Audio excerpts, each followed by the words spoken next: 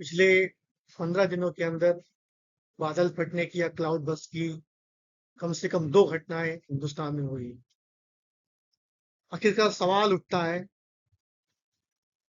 कि बादल कैसे फटते हैं? क्या है क्लाउड बर्स्ट?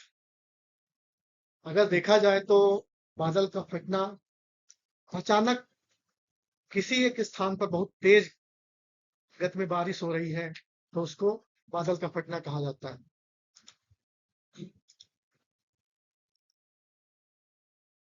दूसरा सवाल यह है कि बारिश कितनी होती है क्लाउड बर्स्ट में? अगर एक स्थान पर बारिश होती है तो कितनी होती है? तो अगर किसी स्थान में बहुत कम समय पर 100 मिलीमीटर से अधिक वर्षा हो जाती है या हो सकती है, उसको क्लाउड बर्स्ट कहा जाता है। क्लाउड बर्स्ट होता कैसे? कैसे बनते हैं बादल? गर्म और हवाएं नम हवाएं ऊपर उठती हैं, पहाड़ों से टकराती हैं, ठंडे होकर के भारी बादल बनाती हैं। कब फटते हैं बादल? जब अत्यधिक जलवाष्प से बादल भर जाते हैं और आगे नहीं बढ़ पाते तो पूरा का पूरा पानी एक ही जगह पर गिर पड़ता है। इसी को बादल का फटना कहा जाता है। इसका परिणाम क्या होता है? भयंकर बाढ़, भूस्खलन, जनधन की हानि और चेतावनी देने का समय भी नहीं मिलता क्लाउड बर्स्ट में, जैसा कि उत्तरकाशी के धराली गांव में हुआ।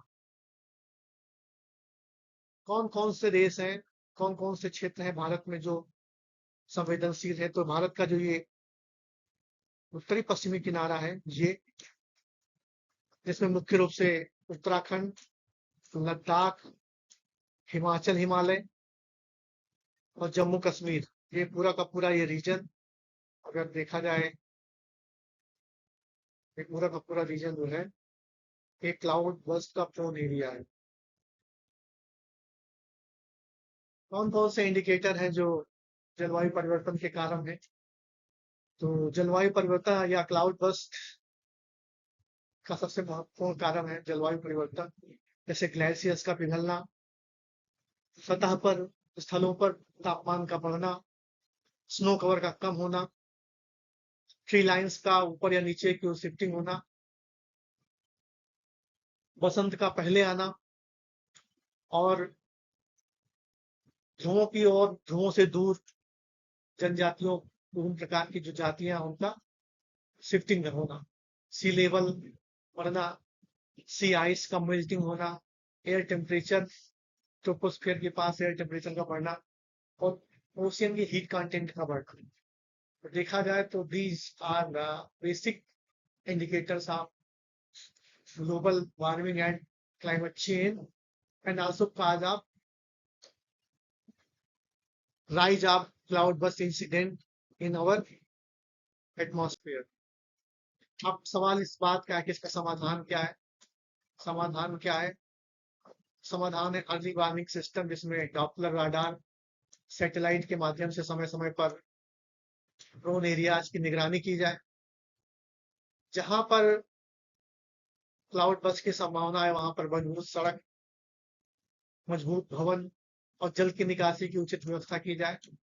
लोगों को प्रशिक्षण दिया जाए कि जैसे ही आपको लगे कि क्लाउड बर्स्ट हुआ है तो आपको कैसे लो लैंड एरिया से हाई लैंड एरिया की ओर जाना है। प्राकृतिक समाधान के लिए जो हमारा जो ट्रेडिशनल वे में हम लोग ग्रीन स्ट्रक्चर बनाते थे, बांस के घर बनाते थे, वाटर शेड मैनेजमेंट होता था, उसका भी आपको हमको उपयोग करना पड़ेगा। अन्य उपाय में जो SDRF, state disaster rescue force और एनडीआरएफ को हमेशा अलर्ट मोड पे रखना पड़ेगा जहां पर क्लाउड बर्स्ट प्रोन एरियाज है।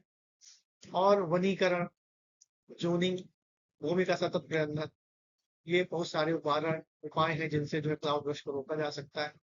सबसे महत्वपूर्ण बात है कि समझदारी और विज्ञान ही जो है क्लाउड बर्स्ट से लड़ने के लिए हमारा सबसे बड़ा उपाय है।